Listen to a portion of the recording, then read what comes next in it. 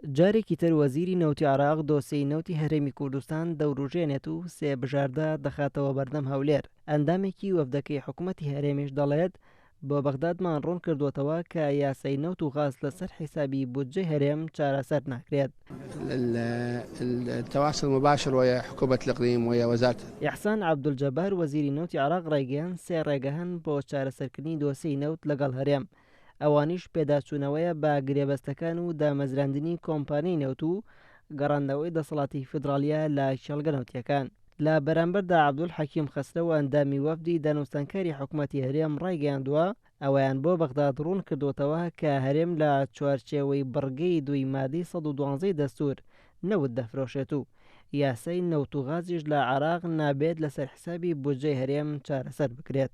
عەبدولحەکیم خەسرە و ڕایگەیاند داواکاری و پێشنیازەکانی وەزارەتی نەوتی عێراق لەبارەی دامەزراندنی کۆمپانیایەک لە هەرێم کە موڵکی ئەوان بێت ڕەت کراوەتەوە. لەیخۆشیەوە ئەحمەد حاجی ڕەشید ئەندامی پێشووی لیژنەی دارایی لە ئەنجومەنی نوێنەرانی عێراق بە کورسات نیوزی ڕاگەیاند وەزارەتی نەوتی عێراق پێداگرە لەسەر پێداچوونەوە بە گرێبەستەکان و دامەزراندنی کۆمپانیای نەوت و دەسەڵاتی فیدراڵی لە کێڵگە نەوتیەکانی هەرێم. وتیشی هەرێم ناتوانێت دەرچەیەکی تر بدۆزێتەوە بۆ دەربازبوون لە مەرجەکانی وەزارەتی نەوتی عێراق کە پاڵپشتن بە بڕیارەکەی دادگای فیدراڵی.